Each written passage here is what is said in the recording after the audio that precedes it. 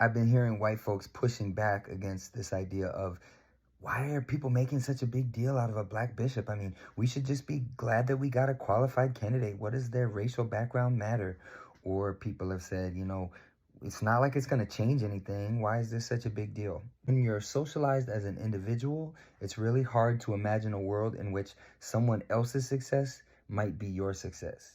When your culture is catered to in every way, it's hard to imagine why it would be a big deal to have a black bishop. For those folks who have that idea swirling around in your brain, I want you to just do a thought experiment with me for a moment. Imagine as if one of the first ministers in the Lutheran Church, who looked like you, was deployed as a missionary, but not given the resources that he needed to be supported in that work.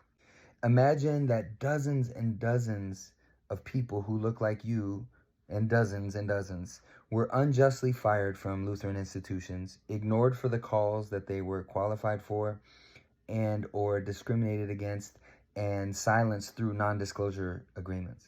Imagine as if seminaries had high turnover rates for people that look like you. Imagine that Lutheran institutions repeatedly told you that your theology and your worship style was not Lutheran enough.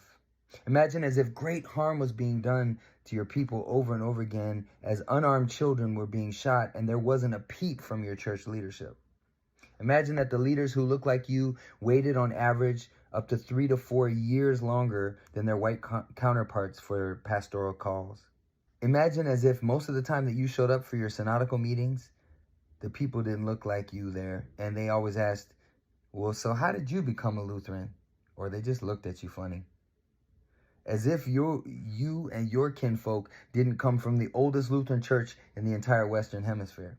Imagine as if every bishop that you had ever encountered in your entire life in your church didn't look like you or have any frame of reference for the toxic racism that you were experiencing in your congregation.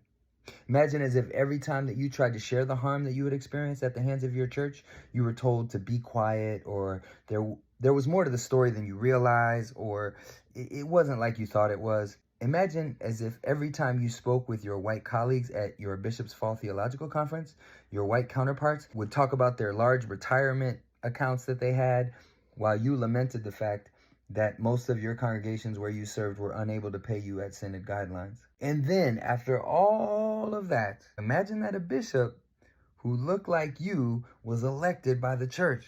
Imagine that a bishop who looked like you didn't need you to apologize for who you were or code switch around him so that he would understand where you were coming from. Imagine that a bishop who looked like you understood the need to speak out against racial injustice and didn't need to be prodded to do so.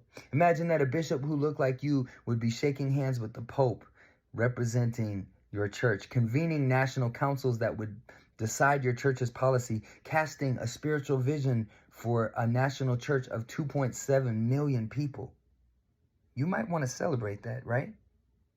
And so to my fellow white people who may not have understood this in the past, I'm not trying to beat you up about it, because honestly, I'm still struggling to understand it in my body as well.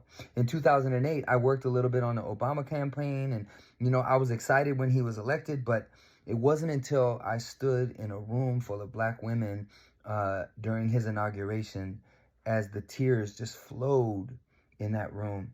Tears of joy, of every emotion you could imagine. There were shouts to God. I felt it in my body in that moment, what this meant. And so representation matters. It's a possibility model of what can happen. It is a beacon of hope and a reminder that better days are ahead.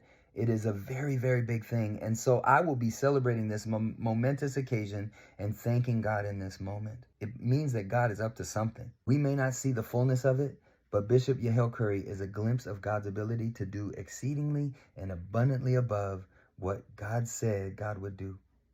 May it be so.